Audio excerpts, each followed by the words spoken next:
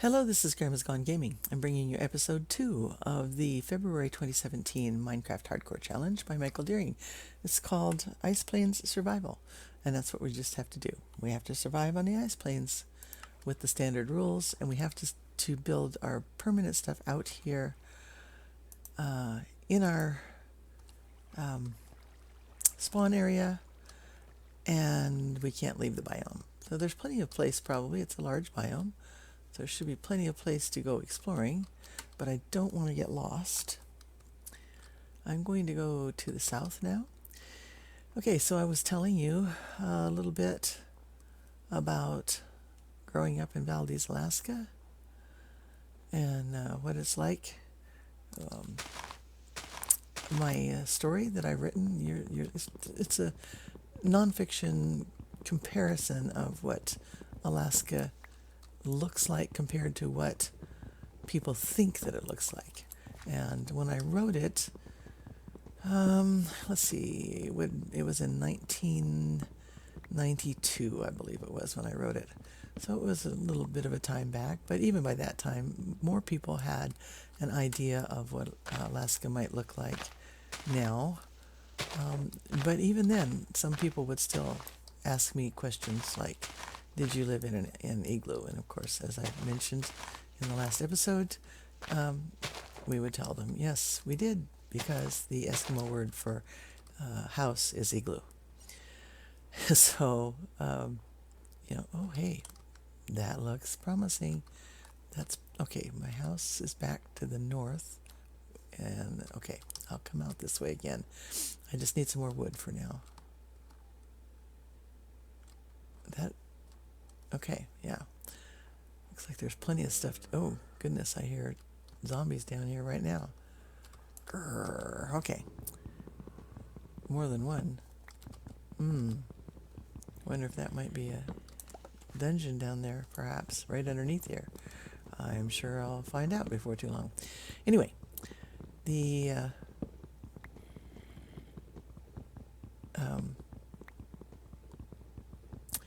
colors. The name of the story is Alaska, All the Colors of White. Come on. Oh, I need to go up a little bit higher. There we go. I don't know why I'm doing that without my axe. Just habit, I guess. Saves wear and tear on the axe. And there's really no hurry, so yeah, I don't want to go in there right now. But I just needed a couple more. I almost fell in there. A couple more of those. Go back over here. There's that rabbit. And there are so many vibrant and just, am I in the right place? I need to go back to,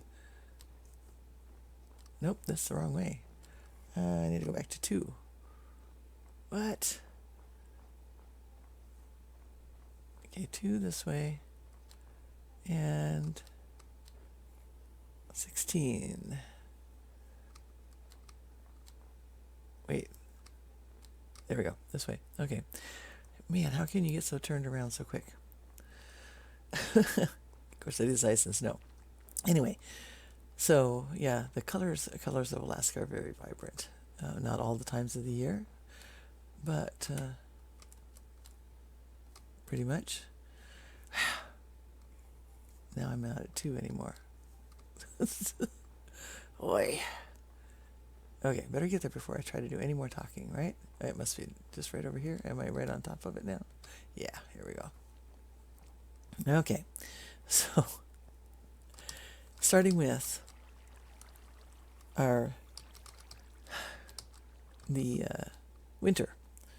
We'll start with the winter, because in the winter you do get to see a lot of snow and ice and white, and not much else. The grays. At least it seems like not much else, and that seems like that's really kind of boring. But when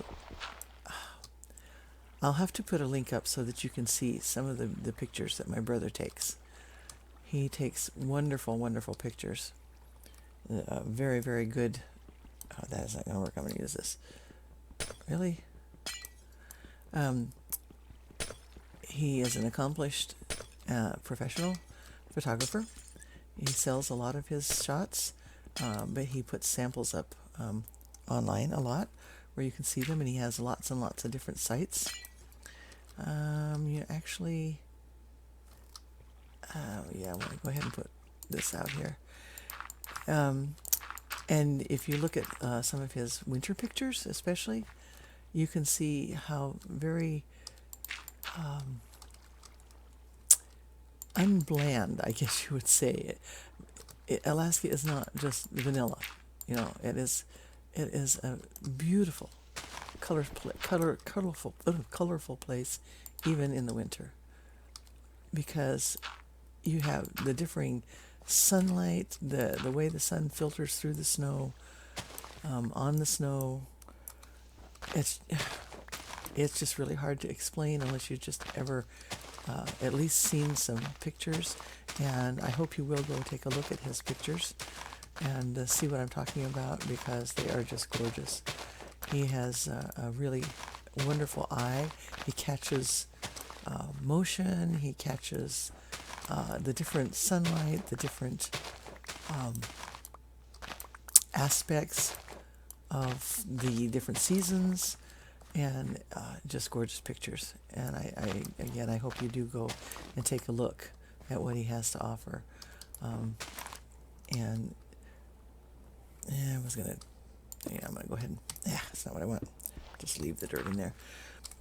And one of the things that he also loves to show are the trees and the other flora up against the backdrops of the snow, which, yes, is white and gray, you know, so you have shadows and you have nuances of color, and fabulous. So that's what I grew up with, you know, in living in a place that people think is just nothing, you know, or, you know, you just couldn't live there because it's just always too cold, and it isn't. So you have the winter, and yes, it can be kind of dreary, and so you have things like a lot of times in the winter people will put together. In Valdez we had the Eagles Club, and the ladies especially they would put together special shows. Talent shows, and, you know, music concerts. We had a lot of good musicians. I think I've mentioned that to you before, that my mom was a musician, and there were others who lived there and others who would travel through. And in the winter, that's you need that. You need to be able to have something to make those hours not quite so dreary. So whenever something like that is planned, then people wear their bright clothes. I mean, now, we had some of our warmer clothes that were like Army Navy surplus, and those clothes would be intentionally drab because they were usually not made for the Alaska wilderness camouflage, but I'm sure you've seen Army Navy surplus stuff. It's usually an olive drab. Even the Navy stuff is drab. So but it makes, you know, when they don't, it's not something that they're using anymore, then, or, you know, they have contract stuff and they sell extra stuff. There was always a really good Army Navy surplus store there in Anchorage. And so we would go pick up a lot of our winter clothes and stuff there. We kids always had warm clothes that came from places like that. So yeah, there is drabness that way. But on the other hand, when people dress up, they like to dress up in the reds and the greens and the bright colors, plaids, especially since you have you know, people from all over the place. And that's one of the things that I brought out in the story also, is that Alaska is a true melting pot of colors and people. And let's see what I'm going to do. We have plenty to just make a whole bunch of chests here and get some stuff organized. And so you have people and animals and everything being dressed up in their warmth, for their warmth, in beautiful colors. You have the different colors of people's faces because you have people from all over the world. You know, you have the Orientals, you have, let's do this one right here, being essentials here. You have the blacks and the whites and the Hawaiians even, you know, that come over to live there. All sorts of different tones of skin. And people that come with their different cars, their different vehicles. When we moved up there in 1949, there were still a lot of things that were simply horse-driven or sled dogs, and sleighs, and different ways of transportation. But there were also the older cars, which were very sturdy, actually. We had an old pickup at one time, an old Studebaker, really a neat vehicle, and I remember it very well. We had a lot of fun with that pickup, and grew out of the. We had too many people for it after a while. My brother and I were the first ones that went up with Mom and Dad, and we survived a whole winter in a tent. Now that tent was an Army Navy surplus tent. And my dad made plywood. He was a carpenter and a cabinet maker, and he made plywood half walls up. Probably 3 feet, I'm thinking. Yeah, he might have just used the whole 4-foot piece of plywood up, and then the tent went around the outside of that, so that those were like clad walls there on the inside of the tent. And I think that he probably, I don't know if he could afford insulation or not, but he did like put blankets in between or something, probably even old newspapers or whatever he had. And so we had a little bit of protection from the cold. That's interesting. That fish started, too soon. It started under my foot. And then there was a stovepipe that went out the top of the tent. And this was a big tent. It was probably a 20 by 20. I think that's pretty standard for some of the old Army Navy surplus. And it had a big, kind of almost like a regular door in the front with a pole in the middle, of course. So it was kind of hard to get in and out of in the winter, I think. But that's what we had. And Mom had an old cook stove in there. There we go. And we had our beds, cots and stuff were put around the side. And she used old, like fruit crates and stuff like that, kerosene crates. The kerosene cans came in big wooden crates at the time, and they could get those for free from down at the docks and the hardware store that sold, the kerosene for lamps, and that's what we had for lanterns, was kerosene lanterns. And so, in our tent, she didn't have a lot. She didn't quilt, and she didn't knit and crochet. She did crochet, but she didn't knit. But she would kind of sometimes sew together some colorful, add on to blankets, edging, and add an extra little bit of this and a little bit of that. And she did embroider things. And so she was always trying to do something to dress up our little winter tent that we lived in. And that's what everybody did. You try to just make things as pleasant as you can. And I don't remember what they had on the floor, but I would think he probably put plywood down for flooring, at least to, and probably knowing him, it was a hollow airspace underneath, possibly with something in it, but generally you want to have an airspace above the ground so that cold doesn't seep through. So, that's what we lived in for the first winter we were there in 1949, which was, in 1951. I was born in 1949, so I was 2 when we moved there. Ready? And my brother was just, come on, I need a little more than this. My brother was just a little babe. And that next year, then we took out a claim on a homestead 2 miles out. That original place was like about a mile and a half out on one side of town. Would have been in the south side of town, I think. And then the next year, over the summer, my dad took out a homestead claim 2 miles to the north on the Richardson Highway, going out of Valdez. And so we lived in various houses out there, and Mom would always paint them and fix them up and make everything as bright and pretty as she could. And but we didn't have any electricity. We had lamps, lanterns at night. And to make them brighter, she would put even back then we had foil pie plates. There we go. I'm gonna get these out of here and put that in. Then I have a raw salmon to put in here. And so we'd get through the winter. And, you know, when we had at the Eagles Hall, they would have movies. And so we would get to go watch the old black and white movies, and then later on the color movies. And they always had, on Saturdays, they had stuff for the kids, you know, so that you could go and watch the series of cartoon things that were going around.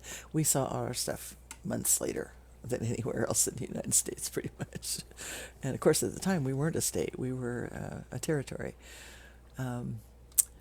Anyway, so we would get through the winter, and then come not spring, but break up. I need to go see where. Yeah, we're all right here. And break up in Alaska comes before true spring. It's called that for a reason. You have frozen ground. You have a lot of snow, a lot of ice, and it all has to melt.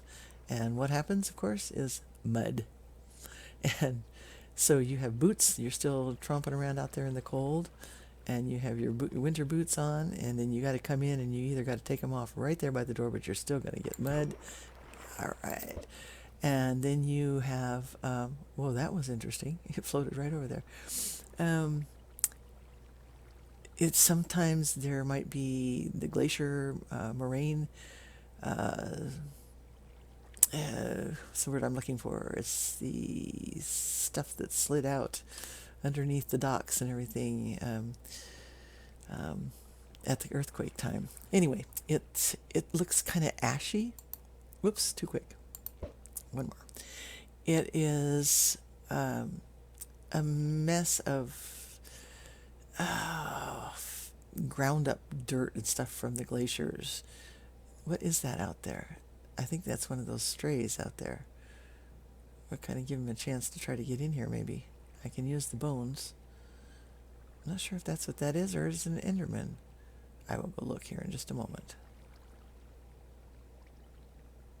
Or, what is it? Come on, give me another fish, please. I have to see what that is. I think it's a stray. Okay, come on. Bubbles, bubbles, bubbles. And I can't remember what I was saying because I got so distracted by that thing. Here we go. Ready? Oh, it's an Enderman. Okay, well, whoops, didn't get it. Did I? All right. Yeah, there we go. All right. Yeah, it's just an Enderman, and I don't want... Oh, that's a creeper right there. But I hear an Enderman. Isn't that pretty?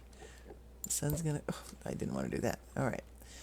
Okay, so when I come back in the next episode... Yeah, I'm not looking at you, sir, because I don't have a good place to be fighting you. I'm not sure if I'll even do a farm. Since I can fish, we'll see. I probably will want to do that. What I want to do here is to... Since this is covered, I can break that here.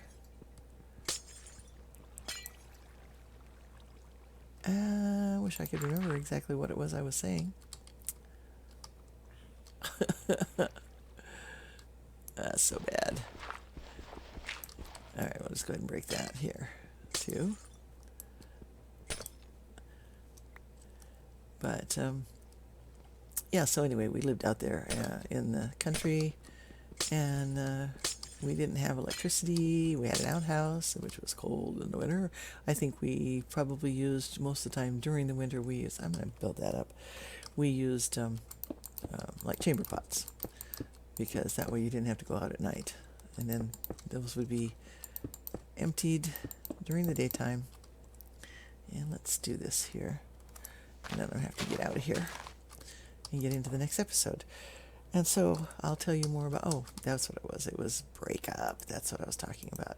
So during breakup, you would have grayness, really, a lot of grayness. But then you'd have other things.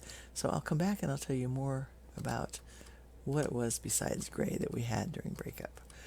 Okay, that's the end of episode 2, and I'll see you in episode 3. Thanks for watching, and bye for now.